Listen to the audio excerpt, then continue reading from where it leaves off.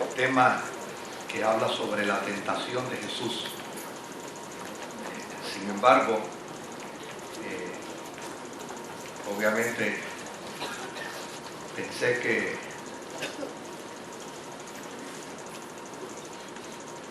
si usted quiere escuchar el sermón está grabado. Para beneficio de los que vinieron en la mañana, pues entonces vamos a hablar de otro tema. Gracias, Señor. Mi esposa me dijo que no hiciera eso, que fuera consistente. Pero quisiera hablarles un poco. Desde ayer en la tarde estaba considerando, aun cuando sabía que iba a predicar sobre el tema de Lucas capítulo 4, hablarles un poco del capítulo 2 de Marcos. La razón de ello es porque justo esta semana comenzamos los martes a dar un estudio bíblico sobre el Nuevo Testamento y obviamente pues por algunas semanas vamos a estar hablando de temas del Nuevo Testamento. El domingo pasado estuvimos hablando del capítulo 3 del libro de Hechos. La sanidad del cojo que se sentaba a la puerta del templo y que fue sanado de manera milagrosa. Pero hoy quisiéramos hablar de este otro milagro que aparece en Marcos capítulo 2. Marcos capítulo 2. Y les invito para que vaya conmigo a las Sagradas Escrituras. Y dice la palabra del Señor de la manera siguiente. Unos días después, cuando Jesús entró de nuevo en Capernaum, corrió la voz de que estaba en casa. Se aglomeraron tantos que ya no quedaba sitio ni siquiera frente a la puerta, mientras él les predicaba la palabra. Entonces llegaron 4 hombres que le llevaban un paralítico. Como no podían acercarlo a Jesús por causa de la multitud, quitaron parte del techo encima de donde estaba Jesús. Y luego de hacer una abertura, bajaron la camilla en la que estaba acostado el paralítico. Al ver Jesús la fe de ellos, le dijo al paralítico: Hijo, tus pecados quedan perdonados. Estaban sentados allí algunos maestros de la ley que pensaban: ¿por qué habla este así? Está blasfemando. ¿Quién puede perdonar pecados sino solo Dios? En ese mismo instante supo Jesús en su espíritu que esto era lo que estaban pensando. ¿Por qué razonan así?, les dijo. ¿Qué es más fácil? ¿Decirle al paralítico: tus pecados son perdonados? ¿O decirle: levántate, toma tu camilla y anda? Pues para que sepan que el Hijo del Hombre tiene autoridad en la tierra para perdonar pecados, se dirigió entonces al paralítico: a ti te digo, levántate, toma tu camilla y vete a tu casa. Él se levantó, tomó su camilla enseguida y salió caminando a la vista de todos. Ellos se quedaron asombrados y comenzaron a alabar a Dios. Jamás habíamos visto cosa igual, decían.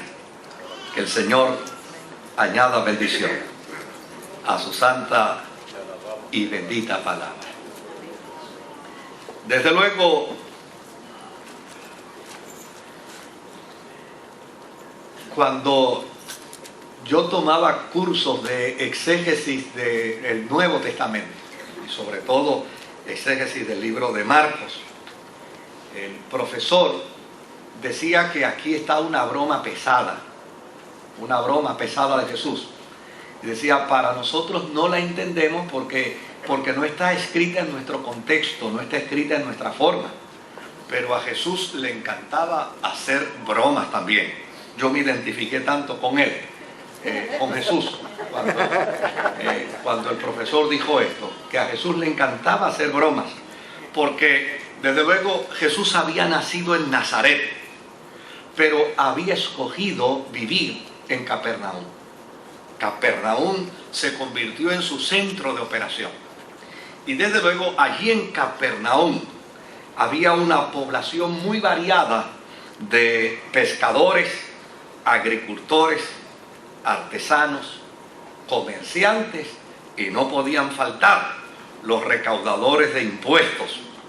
Y desde luego la relación de los judíos y la relación de los romanos en Capernaum era una relación amigable. No era como la relación de judíos y romanos, digamos, por ejemplo, en Jerusalén, que había cierta hostilidad, que había cierta incomodidad. En Capernaum los romanos y los judíos podían interactuar, podían conversar, podían hablar y tenían cierta relación amigable. De hecho, en las Sagradas Escrituras se habla de un centurión que era gentil, y este centurión fue el que construyó la sinagoga en Capernaum. Se habla también de que inclusive en Capernaum Jesús escogió a Pedro, llamó a Andrés, llamó a Santiago, llamó a Juan y llamó a Mateo para convertirlos en sus discípulos. Es decir, casi la mitad de los discípulos de Jesús eran oriundos de Capernaum. Se dice inclusive que allí Pedro tenía su casa, y al parecer da la impresión, por lo que se narra en la historia, que este milagro donde sucedió fue en la casa del apóstol Pedro. De hecho, yo tuve la oportunidad de ir a Capernaum y fue una experiencia muy linda, porque dentro del marco de la tradición, ¿no? Se dice que allí todavía está la casa de Pedro. Sería bueno averiguar la madera, ¿no? ¿Verdad? Pero tradicionalmente se dice que allí está la casa de Pedro en Capernaum. De hecho, hay en las Sagradas Escrituras una serie de narrativas con respecto a la casa de Pedro. Y desde luego todas las narrativas están en el libro de Marcos. Y eso es obvio, el conocimiento, ¿verdad? Porque se dice que el Evangelio según San Marcos es la entrevista precisamente que Marcos le hace a Pedro para que narre, para que cuente, para que comparta todas sus vivencias con Jesús en su ministración, en su ministerio, en su enseñanza, en su prédica, en sus acciones, en sus dichos. Y desde luego, pues Pedro empieza a contarle a Marcos las vivencias que tuvo con Jesús como discípulo, y en su inmensa mayoría pues encontramos precisamente que en las historias de Marcos siempre Pedro está involucrado, de alguna u otra manera Pedro está involucrado. Y aquí, aunque no se menciona la casa de Pedro, hay muchos que llegan a pensar que esta era la casa de Pedro. Ya en este momento, cuando acontece este milagro, el ministerio de Jesús había traído ya a multitudes. Por lo tanto, Jesús se había convertido en un personaje sospechoso. Había que observarlo, había que seguirlo de cerca, había que infiltrar gente en sus reuniones para escuchar qué decían, qué hablaba, qué postulaba, qué planteaba. Y desde luego el Sanedrín, que era el instrumento que Israel tenía de unos individuos que vigilaban todo lo que concernía a la fe judía, el Sanedrín se había dado a la tarea de identificar a Jesús y seguirlo a todo lugar donde él fuese. El único problema es que llegar a Capernaum para el Sanedrín era peligroso. Y le voy a decir por qué era peligroso. Era peligroso porque el pensamiento de la gente de Capernaum dictaba un tanto de la forma y manera como los religiosos de Israel desarrollaban la fe. Era peligroso porque, de hecho, en el área de Capernaum estaba la gente que tenía de alguna u otra forma actitud de hostilidad contra el sistema del gobierno religioso de Israel. Por lo tanto, la historia dice que ellos entraron sigilosamente, que ellos entraron encubiertamente. Y si usted observa bien, cuando Jesús sana al paralítico, lo sana primero perdonándolo. Y ellos no hablaron. Si usted observa, dice Marcos que ellos no hablaron, que ellos no comentaron absolutamente nada. Ellos pensaron. ¿Y por qué pensaron? Porque estaban en gallinero ajeno.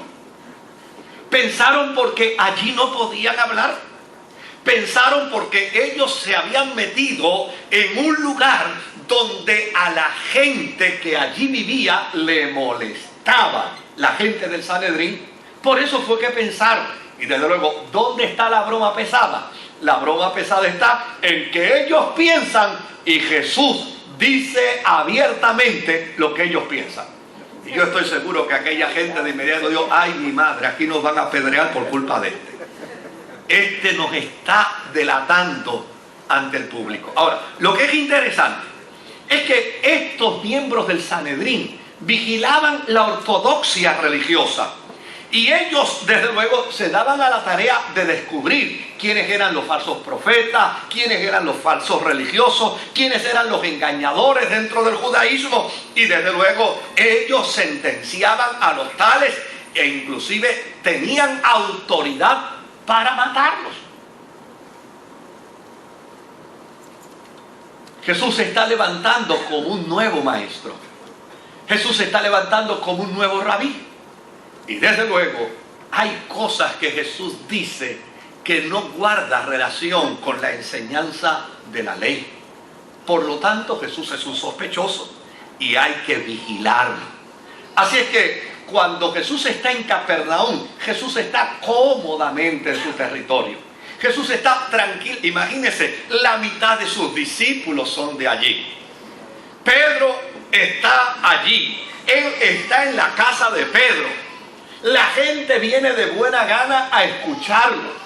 Todo el mundo está contento con lo que él está diciendo, porque dentro de las cosas que Jesús dice, le mete los dedos en los ojos a los religiosos. Y esta gente no estaba cómoda, no estaba tranquila, no estaba feliz con los religiosos de su tiempo. Así que Jesús estaba en el mejor escenario para que nada le sucediera. Ellos llegan a esta casa secretamente, encubiertamente, con la única intención de evaluar qué es lo que dice, qué es lo que habla, qué cosas va a plantear en contra de lo que nosotros creemos, porque a fin de cuentas tenemos que rendir un informe al Sanedrín. Y este informe que vamos a rendir al Sanedrín dirá si este es un falso maestro o es un buen maestro. Así que en ese escenario es donde Jesús está predicando. Y mientras predicaba, me llama la atención el planteamiento de Marcos. Mientras él predicaba, Marcos dice que vinieron 4 hombres con un paralítico. Pero si usted observa bien, el paralítico no tenía fe. Al paralítico lo llevaron porque no podía caminar. Y lo subieron porque no podía caminar. A fin de cuentas, la fe no era de quién, no era del paralítico. La fe era de quién, de los 4 hombres. Estos 4 hombres fueron los que subieron al paralítico. Ahora, una vez le suben porque ya necesariamente la casa estaba tan atestada, estaba tan llena de gente, que no había forma, no había manera de que ellos 4 pudieran pasar con el paralítico. Por lo tanto, ellos lo que decidieron fue: hacemos un roto por el techo y por ahí mismo bajamos el paralítico. 4 hombres de fe como eso, en casa yo no los quiero. Eso Esos hombres son capaces de romper las ventanas, las puertas a cualquiera. La fe de ellos es una fe que puede romperle la casa a cualquiera. Así que, de hecho, alguien me dijo, esa es otra evidencia que tuvo que haber sido en la casa de Pedro, porque en la casa de otra persona ellos no lo hubieran podido hacer. Mientras Jesús está predicando, ellos bajan por allí. Ellos bajan por allí al paralítico. Y Jesús mira a este hombre. Y fíjese lo que Jesús le dice. Hijo, tus pecados te son perdonados.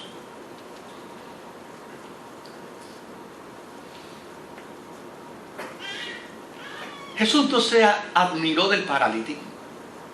Jesús no se maravilló del paralítico. De hecho, no hay ninguna nota que declare reconocimiento al paralítico. Jesús se admiró de la fe de los que lo trajeron. Se admiró de la fe de los que lo subieron por el techo. Se admiró de la fe de esos 4 que lo bajaron. Pero cuando lo miró a él, Jesús vio en él a un simple pecador, a un hombre amargado por su pecado, a un hombre lastimado por las experiencias de su pasado, a un hombre que tenía dolor, angustia dentro de su pasado.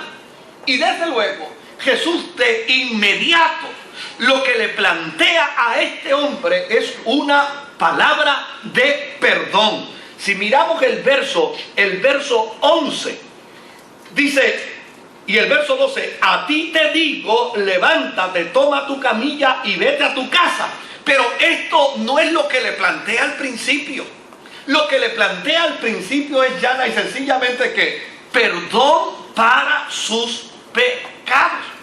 Ahora, yo he dicho que las historias del Nuevo Testamento no están recogidas y escritas simplemente para demarcar una narrativa, para demarcar una historia. Detrás de cada historia del Nuevo Testamento están los secretos del reino revelados. Están las verdades del reino manifestadas. Está el propósito del reino expuesto. ¿Y qué podemos encontrar y qué mensaje podemos descubrir cuando vemos a un Jesús frente a un paralítico diciéndole, hijo, tus pecados te son perdonados? Pues mire qué interesante. El primer mensaje que nos quiere dar la historia cristiana es que Dios no acepta el pecado del hombre. El pecado del hombre no puede venir a ser parte de su estilo de vida. El pecado del ser humano no puede ser parte de su peregrinar de vida después de un encuentro con Jesús. De hecho, esta mañana, cuando hablábamos de las 3 tentaciones de Jesús, mencionábamos que en la segunda tentación, Satanás le está diciendo a Jesús, mira, vamos a hacer algo, vamos a aliarnos tú y yo, vamos a unirnos tú y yo, como si el bien y el mal pudieran unirse. Y Jesús le responde a Satanás diciéndole que de ninguna manera, porque si alguien tiene que postrarse ante Dios, es el mal. El bien no se postra ante el mal. Es el mal quien tiene que postrarse ante el bien. Y desde luego este es el mismo mensaje que Jesús sigue recalcando en la conciencia de los seres humanos. El pecado, la conducta pecaminosa ante la presencia de Dios no es acepta. Ahora, la razón por la que Dios no acepta el pecado del ser humano no es porque Dios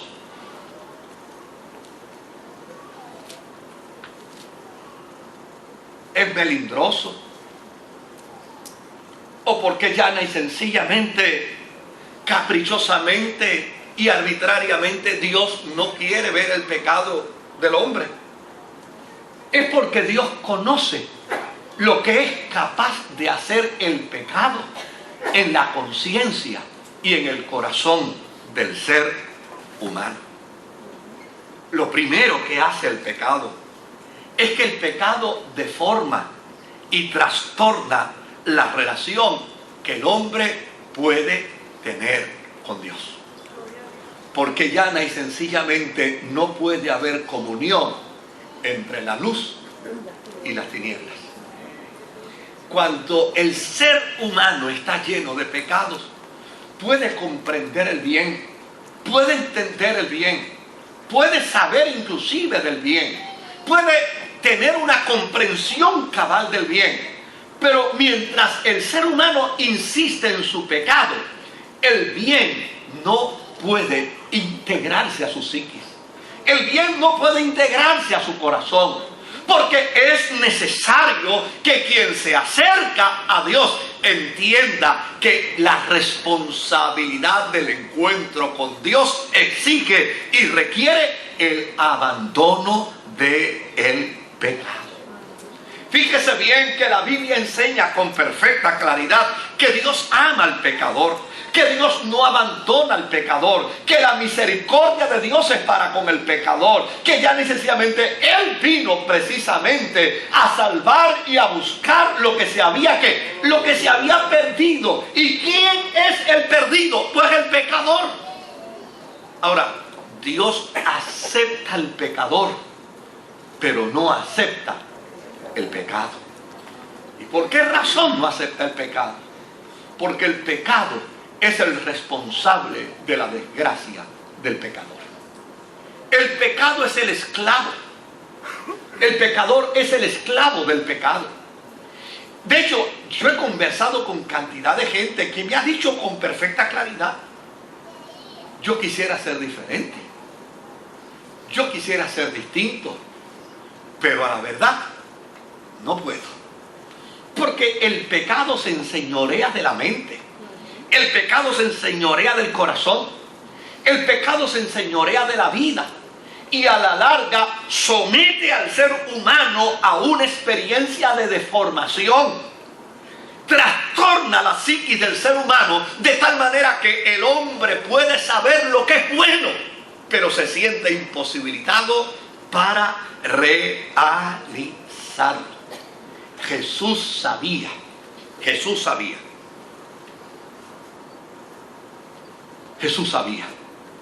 que el problema de este paralítico, note bien lo que dice la Escritura, se admiró de la fe de los 4. Pero este, que era el que tenía el problema, no tenía fe. Este que tenía el problema no tenía esperanza. Este que tenía el problema no miraba nada hacia el futuro. De hecho, llegó hasta allí porque no podía caminar. Él no llegó, a él lo llevaron.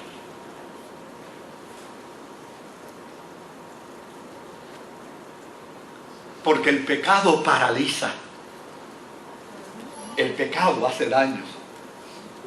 Pero hay un mensaje extraordinario dentro de esta historia, el segundo planteamiento interesante. Y es que por más pecador que el ser humano sea, ¿sabe algo? Dios nunca tendrá coraje con el pecador. Dios nunca estará iracundo con el pecador. Porque la voluntad de Dios es que el pecador no se pierda.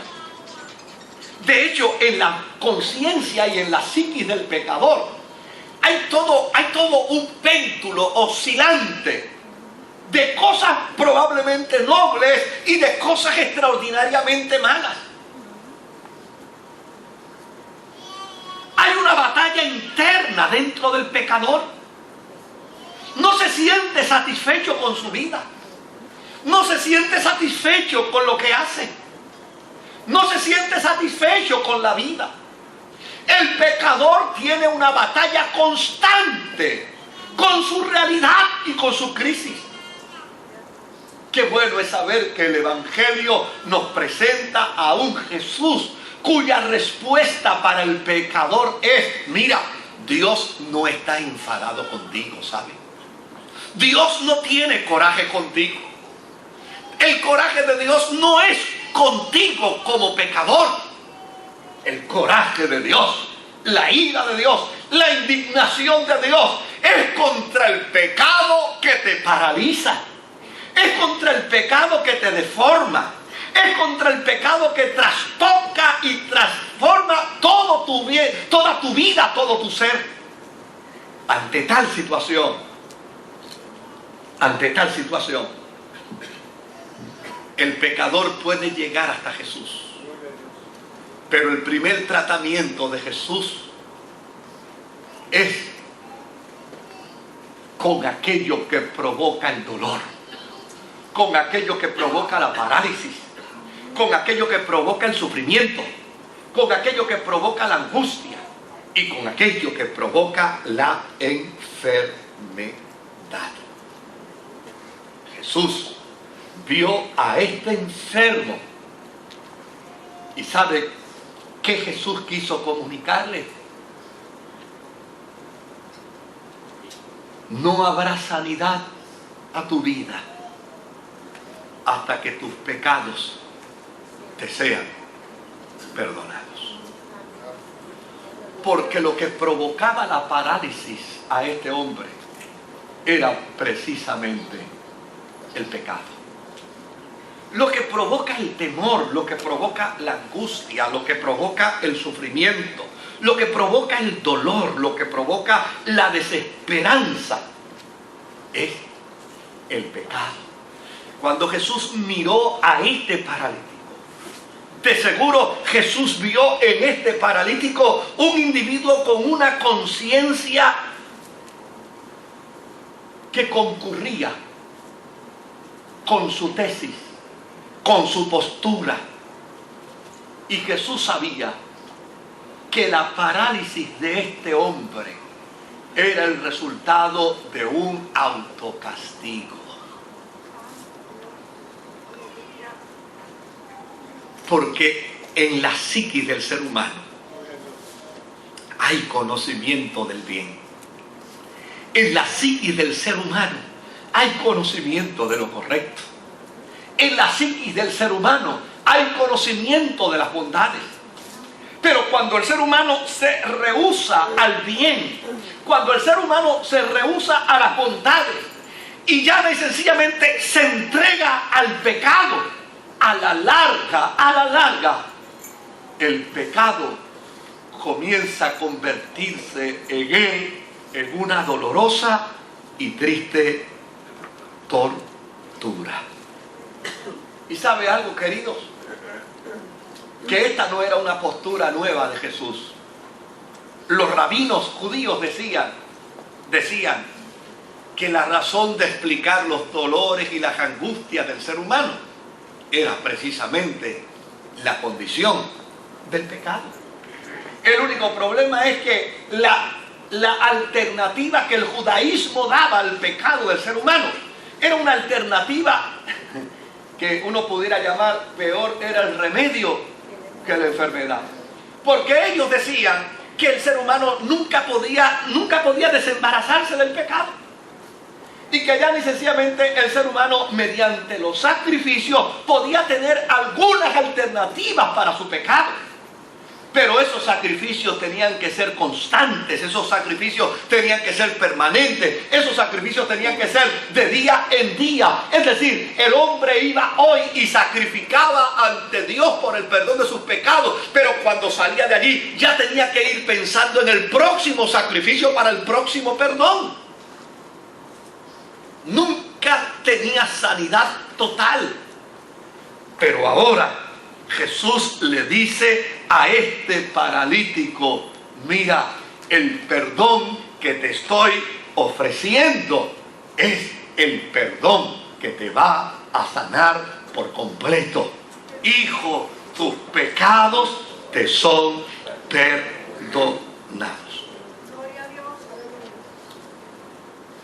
¿Por qué viene el perdón antes que la sanidad? Porque hay enfermedades que son producto de conciencias cautivas por el pecado. Yo conozco cantidad de gente cuyas enfermedades son precisamente el resultado de una conciencia cautiva por el pecado. Han recibido el perdón de Jesús, pero todavía no se han autoperdonado. perdonado. Y el perdón de Dios no solamente es otorgado, el perdón de Dios tiene que ser aceptado. Si no aceptamos el perdón de Dios, la efectividad de ese perdón se hace nula en nosotros. Si no aceptamos el perdón de Dios, la efectividad de ese perdón no funciona en la psiquis humana.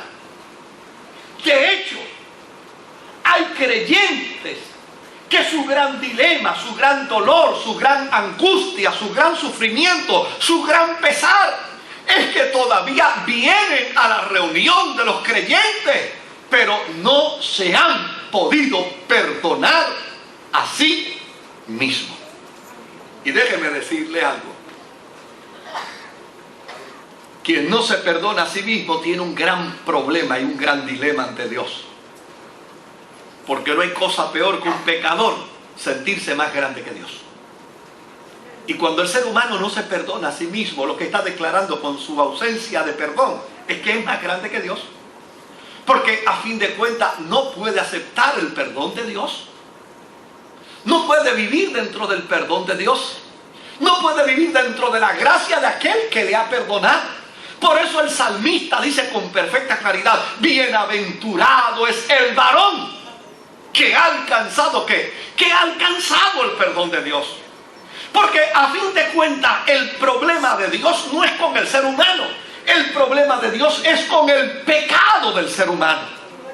Y el ser humano muchas veces vive amarcado en la realidad de su pecado, porque llana y sencillamente no ha despertado en él la conciencia de que Dios es el Dios que perdona todos nuestros pecados. Dios es el Dios que perdona todas nuestras faltas. Dios es el Dios que perdona todas nuestras debilidades. Dios es el Dios que perdona llana y sencillamente porque a Dios no le interesa interactuar con el ser humano con una dicotomía de pecador y de practicante del pecado. Dios le interesa trabajar con el ser humano que acepta y recibe el perdón de Dios. Por lo tanto, cuando Jesús ve a aquel paralítico, lo primero que le comunica al paralítico es: hijo, tus pecados te son perdonados. Porque si tú aceptas el perdón de Dios, tú vas a vivir en relación y en comunión con Dios. Si tú aceptas el perdón de Dios, entonces tú vas a disfrutar de paz en tu interior. Yo recuerdo una vez que estaba predicando en un lugar y un joven se convirtió al Señor. Y después que se convirtió al Señor, dijo: ustedes perdonen. Pero él empezó a correr por toda la iglesia y a brincar y a saltar. Y él no estaba fuera de sí, él no había perdido el juicio. Él se paró y decía: ustedes me van a perdonar, perdónenme. Pero él seguía saltando y saltando. Hasta que al final me dijo: es que tengo una alegría de aceptar el perdón de Dios. Tengo gozo por aceptar el perdón de Dios. Porque a fin de cuentas Dios te ha perdonado.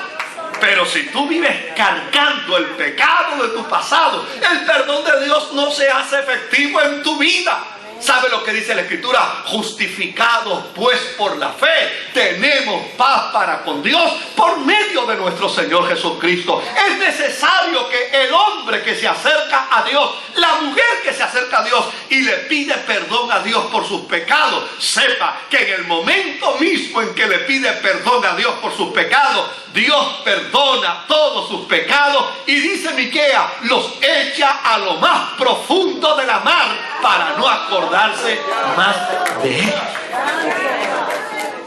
Ningún cristiano debería tener remordimiento por el pecado de su pasado. Dime cuál es el pecado de tu pasado y yo te diré lo que la Biblia dice: la sangre de Jesucristo te limpia de todo pecado. Háblame de tu pecado, dime qué fue lo que hiciste en tu pasado. Cuéntame lo que sucedió contigo, dime lo horroroso de tu pecado. Y yo te diré que cuando viniste a Jesús, la sangre del Cordero de Dios limpió todo tu pecado. Y Dios enterró tu pecado en lo profundo de la mar para no acordarse más de él. No hay creyente, no debe existir un creyente en una iglesia, en una comunidad de fe, que le permita a Satanás que les recuerde su pasado. No, no debe existir. No debe existir un creyente que le permita a Satanás. Yo me he topado con cantidad de cristianos que me han dicho: pastor, cuando más feliz estoy en la iglesia, cantando mi corazón contento está, mi corazón contento está, aparece esa vocecita y me dice: acuérdate de lo que hiciste en tu pasado. Y se me quitan los deseos de adorar, y se me quitan los deseos de bendecir, y se me quitan los deseos de cantar. Pues claro, ¿a quién no se le van a quitar? Pero si tú pudieras decirle a Satanás cuando venga a tu oído a hablarte de tu pasado, si tú pudieras decirle: Satanás, ninguna condenación hay para los que están en Cristo Jesús. Si tú pudieras decirle a Satanás: Satanás, yo soy justificado por la fe, yo creo que Jesús perdonó todos mis pecados, y si soy justificado por la fe, ninguna condenación hay para los que están en Cristo Jesús, el Señor nuestro. Claro que hay enfermedades producto de conciencias cautivas por el pecado. ¿Y quién puede sanar esas enfermedades? Tú las puedes sanar. ¿Y cómo se sana? Afirmando que el Dios que te perdonó por completo. Que cometiste un error, que lastimaste el corazón de alguien, que tronchaste los sueños de alguien. Yo nunca olvidaré, yo creo que lo he dicho aquí, pero es que para mí es inolvidable, porque yo era un adolescente cuando escuché al hermano Rico, un hermano que fue por muchos años, más de 40 años, misionero en Haití, y lo escuché a él mismo contar esta historia. Y yo estaba sentado en la primera banca de la iglesia y quedé tan admirado del testimonio cuando una ancianita se le acercó allí en Haití y le dijo: don Rico, ¿usted cree que Dios puede perdonar mis pecados? Y él dice: claro que sí. ¿Cómo Dios no va a perdonar a una viejita tan linda como tú? Y ella dice: pero usted está seguro, me perdonaría todos mis pecados. Y él le dijo: claro que sí, que Dios va a perdonar todos tus pecados. Una viejita tan linda como tú no ha podido tener y cometer tantos pecados. Y aquella viejita le dijo al hermano Rico, le dijo: don Rico, yo soy la mujer que ha matado un sinnúmero de niños para sacrificárselos a Satanás. Yo soy la mujer que se encarga de hacer ese proceso de sacrificio de niños para dedicárselos a Satanás. ¿Usted cree que Dios puede perdonarme ese pecado? Y él testificó y dijo: me dieron ganas de agarrarla por la cereta, me dieron deseo de agarrarla por el cuello. Yo había leído tanta noticia en esa comarca de niños que habían desaparecido. Yo había leído tantas noticias de niños que habían sido secuestrados, y ahora estoy de frente con la mujer que buscaba a esos niños para sacrificarlo a Satanás. Pero aquella mujer me estaba diciendo, bañada en lágrimas: ¿usted cree que Dios puede perdonarme? Y él dijo: yo no tuve otra alternativa que decirle: claro que sí, si tus pecados fuesen rojos como el carmesí, vendrán a ser blancos como la blanca nieve. Óyeme, tal vez para algunos de ustedes sea duro decir: pero a esta asesina, a esta criminal, sí, el propósito y la voluntad de Dios es que nadie se pierda. Hasta esa dimensión puede llegar el perdón de Dios. Hasta esa altura puede llegar el perdón de Dios. Bástale a Dios conocer y ver un corazón contrito y humillado. Bástale a Dios saber que tú estás dolido por los errores de tu pasado. Bástale a Dios saber que en ti hay traumas, que en ti hay deformación de conciencia, que en ti hay angustia del corazón por aquellas cosas que hiciste en tu pasado. Bástale a Dios verte humillado ante su presencia y diciéndole a Dios, perdóname. Eso es suficiente para que entiendas y sepas que cuando le pides perdón al Eterno, el Eterno te perdona. Y cuando Él te perdona, tú puedes reconciliarte con Dios. Tú puedes reconciliarte contigo mismo. Tú puedes reconciliarte con tus semejantes. Tú puedes reconciliarte con la naturaleza. Por eso era necesario decirle primero a este hombre, Dios no está enfadado contigo. Él perdona todos tus pecados. Porque dentro de la ley judía se decía que a mayor enfermedad, más grave era el pecado. Por lo tanto, si este hombre era cargado por 4 hombres, ¿qué podía pensar la religión de aquel tiempo? Si está así, es porque es bien malo, es porque es bien sinvergüenza, es porque se lo merece. Y Jesús se encuentra con él para decirle, hijo, Dios no está enfadado contigo.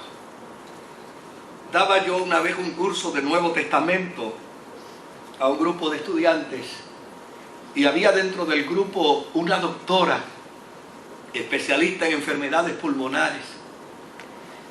Y luego de una de las noches de clase me compartió el caso de una joven que estaba en estado comatoso y se hacían todas las pruebas clínicas y neurológicas y no había razón para esa condición. No existía razón para esa condición. Y ella fue invitada a unirse al grupo de médicos, al staff de médicos, porque obviamente como resultado de la condición, sus pulmones estaban colapsando. Y desde luego ella iba todos los días a ver a esta paciente. Y cada día iba deteriorándose y clínicamente no había explicación para esa condición. Hasta que en un momento ella recapacitó. ¿Y sabe qué pensó? El problema de esta criatura es espiritual. Tiene que ser espiritual. Si no hay razón bioquímica para explicarlo, tiene que ser espiritual. ¿Y sabe qué ella hizo? Aprovechó un momento de soledad, cerró la cortina y se fue al oído de aquella criatura y le dijo, ¿sabes algo? Si tu condición es el resultado de algún error de tu pasado que no te puedes perdonar, yo quiero decirte que Dios perdona todos los pecados. Y si tú me estás escuchando, si tú me estás oyendo, yo quiero decirte que no te sigas condenando por tu pecado. Meramente acepta que Dios me ha enviado aquí para decirte que Él te perdona tu pecado. Y esta doctora me compartía y me decía, pastor, al otro día llegué y aquella joven había despertado de su estado de inconsciencia. Y cuando yo llegué y le hablé, reconoció mi voz y me dijo, yo quiero hablar con usted. Y ella le confesó, porque desde luego, por eso es que Dios aborrece el pecado, porque el pecado destruye. Mire, el pecado sigue haciendo daño en la vida del ser humano, aún hasta después de Dios perdonarlo. Si el pecador no acepta que Dios lo perdonó, imagínese cuán dañino es el pecado. Es tan dañino que Dios te ha perdonado, pero si tú no aceptas el perdón de Dios, te sigue dañando. Por eso es importante que en esta noche, cuando tú salgas de aquí, si Satanás te susurra al oído sobre tu pasado, tú le grites al de él el futuro.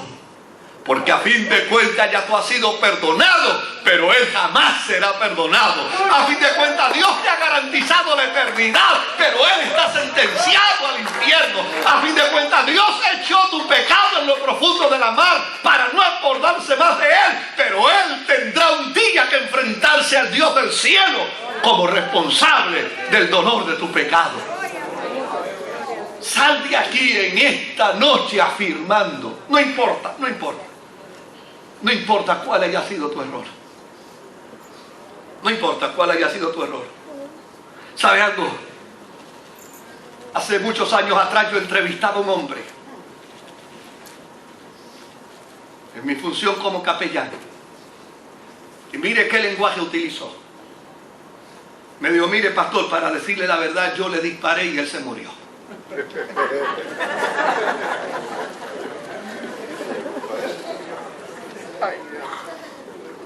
Una conciencia cauterizada. Y yo lo puse a repetir eso. Repítemelo de nuevo. Y me lo repitió. Vuelve y repítemelo. Vuelve y repítelo. Y lo seguí forzando a repetirlo, con la única intención de que despertara su conciencia. Repítelo. Vuelve y repítelo. Y de momento bajó la cabeza. Y cuando la levantó, tenía 2 lagrimones a flor de ojos. Me dice, no, yo lo asesiné. Yo le dije, ahora yo quiero escucharlo otra vez más, porque ahora Dios va a empezar a trabajar con tu corazón para perdonarte. De momento se rompió, diciendo, Dios, perdóname haber asesinado a este hombre.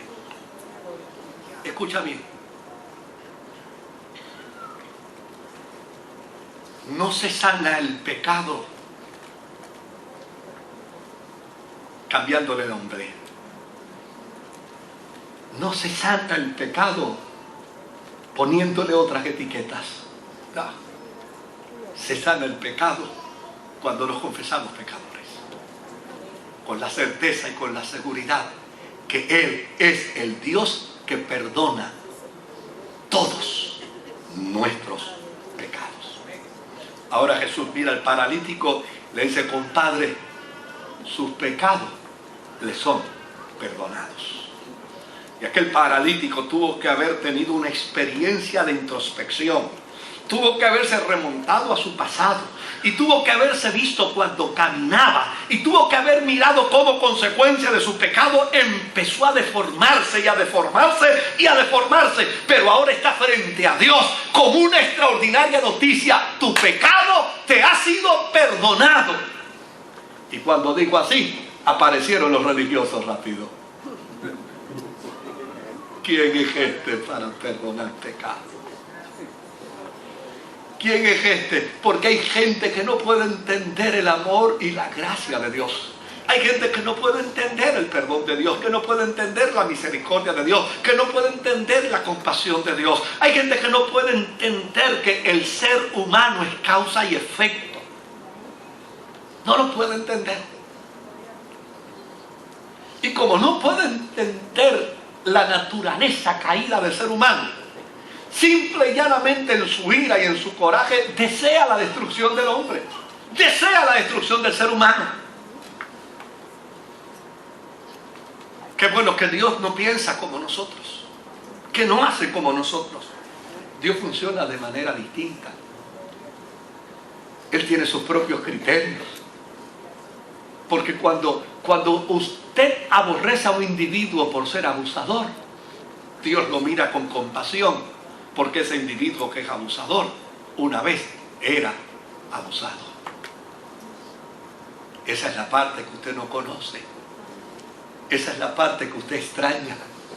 Esa es la parte que usted desconoce totalmente. Pero Dios la sabe. Y tal vez usted no acepta al abusador, pero Dios mira al ser humano desde su principio hasta el momento presente y entiende la condición del ser humano, y en su amor le busca alternativas. ¿Quién es este para perdonar pecados? ¿Quién es este para decirle a este pecador que se merece estar paralítico? Que suficiente le es con que sepa que hay 4 hombres que lo ayudan, que lo llevan, que lo traen, que lo buscan, que lo transportan. Mira para allá cómo abrieron ese techo de esa casa y lo pasaron hasta el frente de él. ¿Quién es él para perdonar pecados? Y Jesús se para frente a ellos para decirle: ustedes están pensando que quién soy yo para perdonar pecados.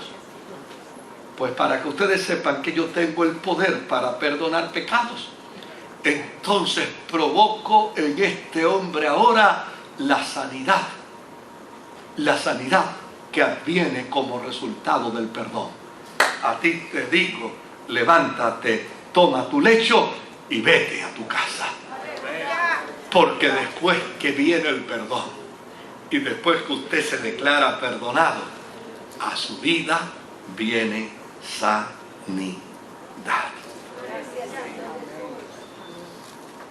Porque si bien es cierto, dentro de la tradición judía antigua, pecado es causa de enfermedad, en la fe cristiana, confesión es razón para estar sanos. Confesión es razón para estar limpios. Confesión es razón para erguir la cabeza. Confesión es razón para declararnos libres. En la fe cristiana, nadie debe vivir cargando un pecado de su pasado. ¿Lo entendió bien? Nadie.